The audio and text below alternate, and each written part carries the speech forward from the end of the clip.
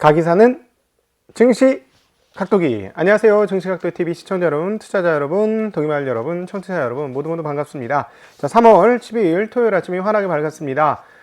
이번 주 내내 날씨는 별로 좋지 않네요. 어제 무척 따뜻했습니다. 어제 저도 이제 점심을 먹으러 가면서 길을 걸어갔는데 아침에 저희는 영하로 시작하거든요. 그래서 아직도 저는 몸이 약간 춥기 때문에 모니터를 입고 갔다가 점심에도 그런 줄 알고 그걸 입었다가 땀이 많이 나는 그런 낭패를 봤는데, 오늘도 아마 이렇게 날씨가 뿌연 걸 봐서는 날씨가 좀 따뜻할 것 같습니다. 외부 활동하기에는 공기의 질은 상당히 좋지는 않지만 날씨는 포근해져서 뭐라도 꼭 해보고 싶은 그런 날인데, 모두 건강한 한 주 보내시길 빌겠습니다.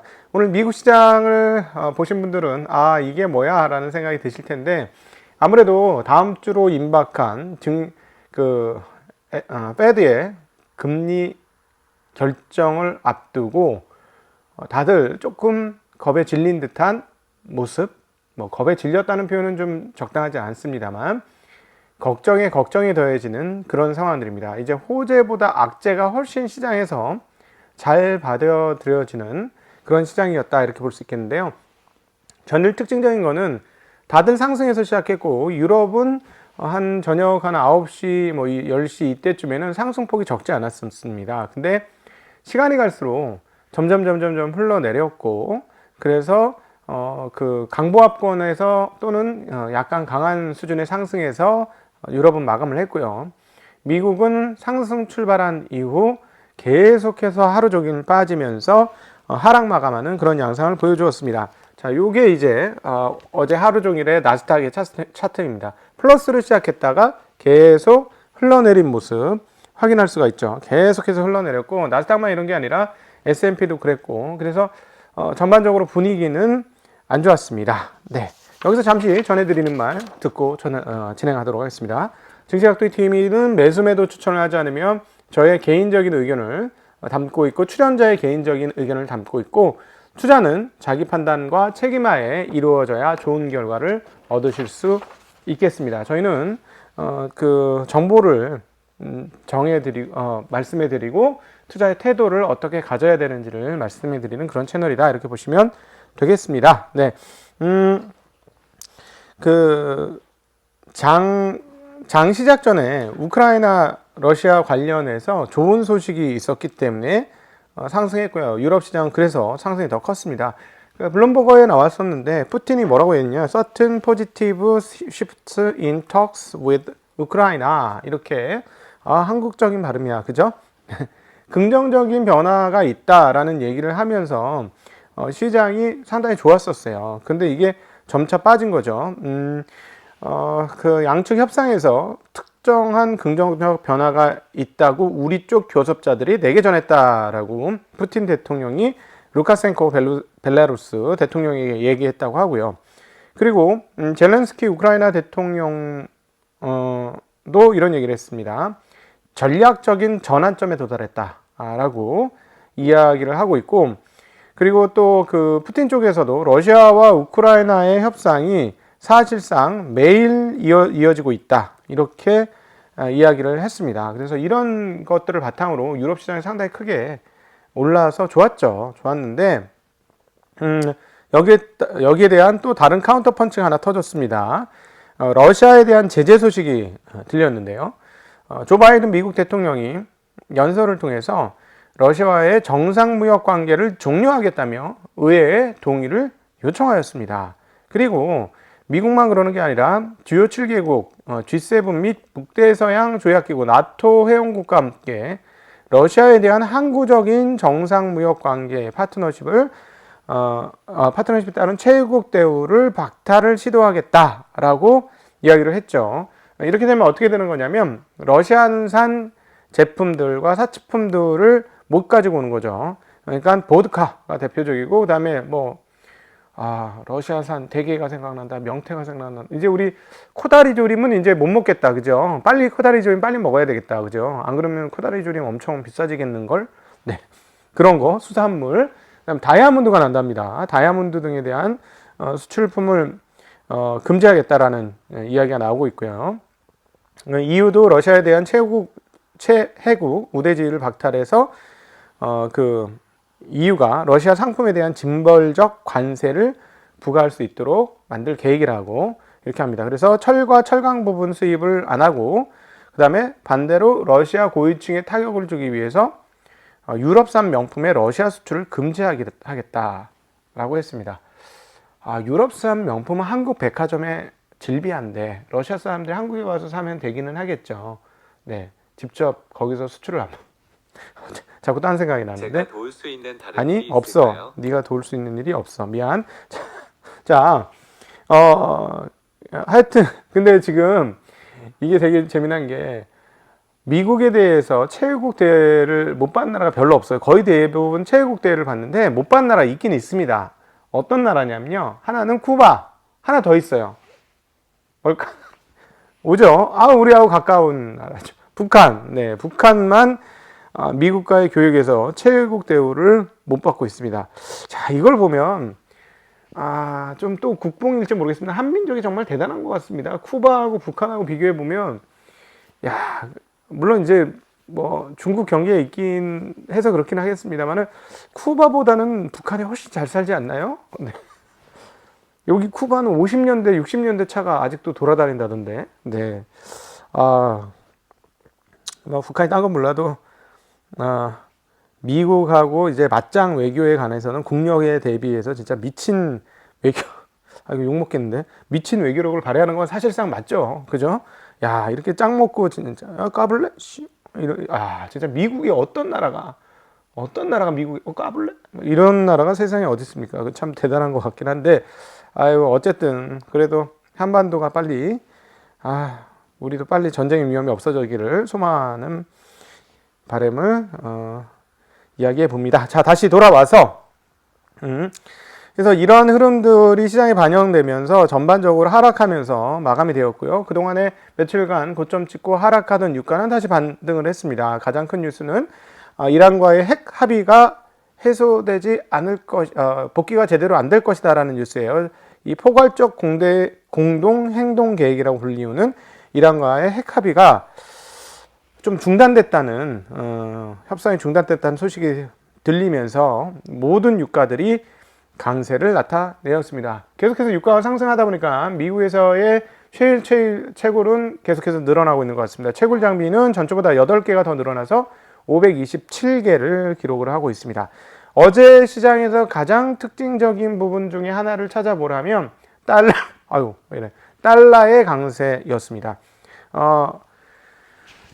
전일 어떻게 됐었냐면 유럽이 사실은 이제 우리 그 PPP, 장기 자산 매입 프로그램을 중단하겠다라고 얘기했었지 않습니까? 이제 3월로 종료를 하겠다 이렇게 얘기하면서 유로화가 강세를 나타내었었는데 이게 이제 하루 만에 뒤집어지는 그런 상황이 왔습니다. 그래서 오늘 달러가 무려 0.68%나 폭등을 했거든요. 이거는 환율이 하루에 1% 가까이 움직이는 거는 폭등이라고 봐야 되겠죠. 우리의 재산이 하루에 1%씩 움직인다고 생각해 보세요. 그 어마무시하잖아요. 그러니까 여하튼 그렇게 그 0.63%나 상승을 하면서 타 통화들이 모두 약세가 되었습니다. 특별히 엔화의 약세가 특별히 두드러졌는데요. 엔화가 117.29로 최근에 초약세, 가장 약세인 흐름들을 나타내고 있습니다. 요즘 계속 약세였는데 왜 그러냐면 전쟁이 트지면 사실은 안전자산 중에 하나로 엔화를 생각해서 엔화가 강세를 가는 게 우리가 많이 보았던 현상들이잖아요. 근데 그렇지 않다는 거죠. 왜 그러냐? 얘네가 지금 석유를 엄청나게 수입을 하기 때문에 유가가 이렇게 올라가면 경상이나 이런 경제 상황들이 안 좋아질 것이다 라는 생각에 엔화가 최근에 이런 지정학적 위기에도 불구하고 안전자산 역할을 거의 못하고 있어요. 그래서 지금 근래 들어서 가장 약세인 흐름들을 보여주고 있고요. 이 부분에 있어서는 원화도 마찬가지죠.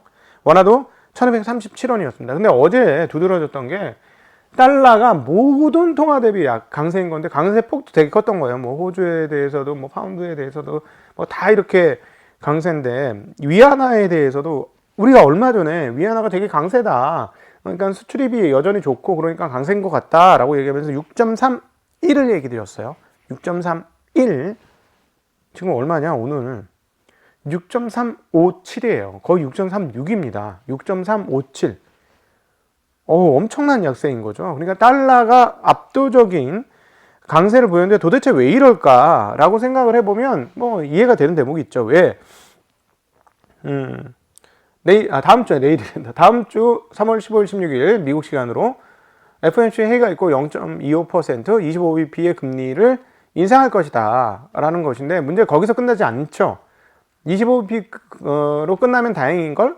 5월 달에 50bp 올라갈걸? 뭐 지금 다들 이러는 생각을 하고 있고 미국의 전문가들이 올해 연말 기준의 금리를 5번, 6번 얘기를 하고 있어요. 그러니까 1.25%에서 1.50%의 기준금리를 미국이 달성할 것이다 라는 생각을 하고 그리고 내년에도 또 서너 번 또 할 거야. 그러니까 2.5%를 향해 갈 거야 라는 생각을 지금 하고 있어요. 그러다 보니까 다른 통화보다 훨씬 더 달러 통화가 강세인 흐름들을 나타내고 있습니다. 이로 인해서 다른 모든 자산들이 달러 대비 약세를 나타내고 있죠. 금도 2,000달러를 넘었다가 지금 다시 1,992달러로 떨어졌고요. 그 다음에 암호화폐도 전반적인 약세를 나타내고 있습니다. 그럼에도 불구하고 전일 뭐 상당히 폭락세를 보여줬는데 오늘은 약세가 1%대 약세로 그 약세는 크게 나타나지 않고 있습니다. 유가를 제외한 원자재는 전반적인 약세를 보여줬는데 농산물은 아니에요. 농산물은 대체적으로 올랐어요. 한두 개 빼고는 대부분 오르는 양상, 뭐 소맥 오르는 것도 올랐고 뭐 다들 오르는 분위기였고요. 비철금속은 알루미늄을 제외하고는 전반적으로 약세인 흐름들을 나타내었습니다. 네, 미국에서 소비 심리에 대한 발표가 나왔는데 이게 나오면서 시장은 스태그플레이션에 대한 위협을 더 느끼고 있는 것으로 추정이 됩니다. 소비자 태도 지수, 소비자 기대 지수, 그다음에 현재 경제 여건 이런 지표들이 발표가 되었는데요.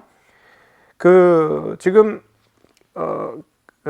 이런 태도 지수가 나쁘게 나오자 골드만삭스 같은 경우에는 올해 미국 경제 성장률을 전망치를 기존의 2.0에서 1.75%로 하향하는 흐름들을 보여주었고 이 스태그플레이션에 대한 우려들이 커지자 이런 지표들이 낮으면서 스태그플레이션에 대한 우려가 커지자 금리는 장기물은 떨어지고 단기물은 오르는 왜냐하면 다음 주에 금리 올리고 그 다음 5월 달에 또 한 번 또는 두 번의 스텝을 밟을 상황이기 때문에 0.5 가능성도 막 있기 때문에 지금 많이 그걸 생각하고 있어요 시장에서.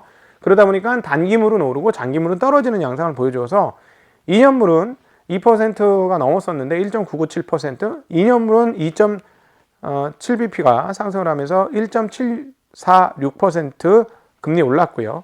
10년물 떨어지고 2년물 오르고 금리차는 25bp로 다시 좀 축소되었고 30년물도 장기물은 하락, 5년물은 상승. 그래서 30년, 5년 스프레드도 또 조금 하락하는 그런 흐름들을 보여주었습니다. 자, 그래서 지표 상황들을 한번 먼저 보고 가죠.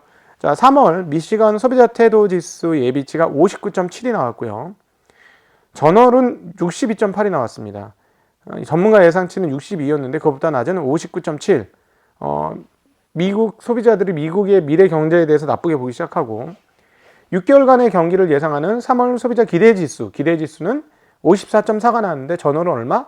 59.4. 많이 떨어졌죠. 많이 떨어지고 있습니다. 현재 경제 여건 지수는 67.8 이렇게 나왔고 지난달에 재었던 현재 경제 여건 지수는 68.2 역시 떨어졌습니다. 그 다음에 1년 기대 인플레이션은 5.4%, 그 다음에 2월의 기대 인플레이션은 4.9%로 81년 이후 가장 높은 수준이고요.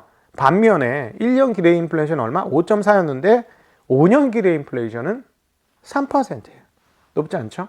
그럼 미래 전망은 점점 나빠지고 있다는 장기물은 떨어지고 단기물은 올라가고 있다. 이렇게 보실 수 있겠습니다. 자, 오늘 기업 소식들, 기업들 변동성 이게 지금 심리가 굉장히 위축된 거로 봐요. 예, 그렇기 때문에 이런 상황이 온 건데 심리가 위축이 되니까 옛날에는 이런 소식이 조금 부정적인 소식이 들려도 그냥 버티고 가는 거고 밀어붙였어. 아무 일도 없어 하고 마치 탱크가 막 밀어붙이듯이 밀어붙였는데 지금은 엔진이 약해진 거야. 털털거리는 엔진이라 센 오르막을 만나니까 얘가 못 치고 못 올라가고 그냥 올라가다 그냥 주저앉는 그런 흐름들이 지금 미국장에서 계속 나타나고 있습니다. 그러니까 작년도에 워낙 투자 심리가 뜨거웠는데 이게 냉각이 되고 있는 완전히 반대의 상황들이 지금 나타나고 있는데 앞서 그 러시아 제재도 이야기를 했습니다만 미국 기업들도 같이 러시아 제재를 해야 되는 상황인 거잖아요. 그러다 보니까 이제 미국 그 기업들이 러시아에서 막 그 철수하기 시작했습니다. 이제 맥도날드도 철수하겠다고 했고 스타벅스도 철수하겠다고 했고 뭐 다양한 업체들이 다 지금 러시아에서부터 철수하겠다라고 얘기를 하고 있어요. 그래서 오늘 같은 날은 스타벅스가 크게 얻어맞았습니다. 5%나 주가가 급락을 했습니다. 아무래도 영업 지역이 적어지는 거니까 그럴 수 있겠죠. 그리고 소프트웨어 업체인 도큐사인이 예상치를 밑도는 1분기 실적 전망치를 발표하면서 무려 주가가 20%나 하락했습니다. 그러니까 조금 나쁘다 그러면 그냥 두들겨 펴요, 요즘에. 그러니까 그만큼 투자 심리가 어려졌다 이렇게 볼 수 있고, 또 하나 이렇게 나타난 게 전기차 업체였습니다. 리비안이 4분기 실적 발표를 하는 상황인데 이게 예상보다 낮게 나오면서 주가가 무려 안 그래도 떨어졌었죠. 7% 폭락. 지금 리비안에 대해서는 얘기가 계속 나옵니다. 저기 기존 그 계약자들에게 단가를 올렸다가 아주 그냥 난리가 났죠. 그래서 다시 단가를 낮췄어요. 그리고 리비안은 지금 뜬금없이 지금 LFP 배터리 쓰겠다는 얘기를 또 하고 있어요. 이건 무슨 말이냐면 2차 전지 수급이 별로 좋지 않다는 걸 의미하는 것과 동시에 2차 전지 가격이 많이 오르고 있다는 것을 의미하는 거 아니겠습니까? 이게 말이 안 되는 게요. LFP는 작은 차나 승용차나 해서 한 200km 정도 달리고 끝나거나 뭐 이렇게 하면 되는데 트럭은 물건을 많이 때려 실을 수도 있고 차 자체도 물건을 때려 실으면 무거워지고 하니까 갑자기 에너지 소모량이 막 늘어날 수가 있거든요. 그리고 차체도 크잖아요, 기본적으로. 그러니까 에너지의 그 밀도 상황들이 너무 낮으면 안 된다고요. 그런데 그리고 상업적으로도 쓸 수 있는 거잖아요. 근데 이렇게 LFP를 하면은 많이 못 나가요. 꽉꽉 채운다고 할지라도. 그럼 물건 많이 실으면 힘 못 쓰죠. 에너지도 소모도 빠를 거고. 그런데 이거를 LFP를 얘기했다? 이거 뭐가 조금 이상한 거잖아. 그러니까 뭔가 잘 안 돌아간다는 얘기고. 그동안 우리가 원자력 가격이 올라가면서 올해 제가 지난번에 테슬라 가격 전망을 해드렸을 때 지금의 실적을 보면 PER 배수 30배수 뭐 30대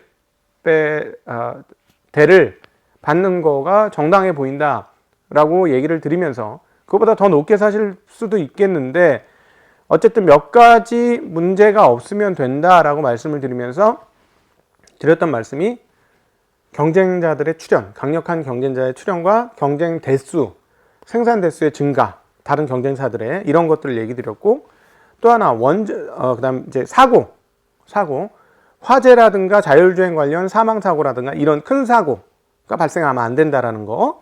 그다음 또 하나 뭘 말씀드렸냐면 그 배터리 가격이나 원자재 가격이 너무 많이 올라서 차량 가격이 너무 많이 오르면 안 된다라는 말씀을 드렸었어요. 이런 것들이 없다면 뭐 주가가 뭐 30배에서 40배 사이가 정당화될 것이다 라는 말씀을 드렸던 기억이 있어요. 아침에 기억나시죠? 분석을 해드렸었죠. 그런데 지금 그 리비안을 보니까 이게 뭔가 이게 원자재 쪽에서 가격 상승이 좀 이루어지고 있는 것이다 라고 보여집니다.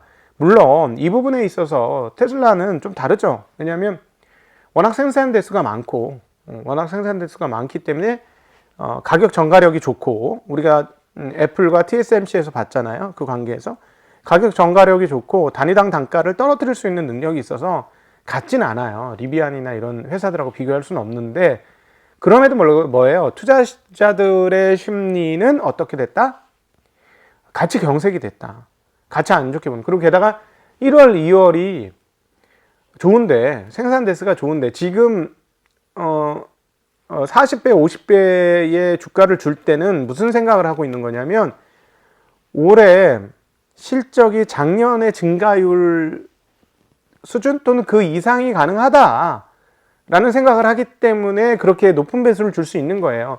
작년에 기록적인 상승을 보여줬죠. 97만 대인가 94만 대인가 했잖아요.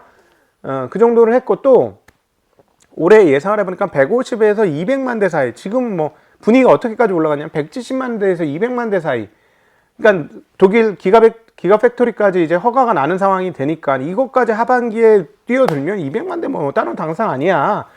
라고 많은 그 테슬라 보유자들이나 추종자들은 긍정적으로 생각하면서 그렇게 생각을 하고 있는데 지금 1, 2월 달에 생산 대수가 좋은데 이것만 봐가지고는 200만 대가 될 거냐라고 추출하기가 조금 어렵죠. 근데 저것 특성이 있습니다. 이제 시장이 잘 모르는 특성 중에 하나가 분기 말에 왕창 밀어내는 특성이 좀 있어요. 그래서 분기 말까지 보긴 봐야 되는데 어쨌든 먼저 그림을 그려놓은 성장률 각도가 있는데 이게 안 되면 시장에서 충격받을 수 있는데 시장 심리가 안 좋은 상황에서 이거 한데 리피안 터졌지.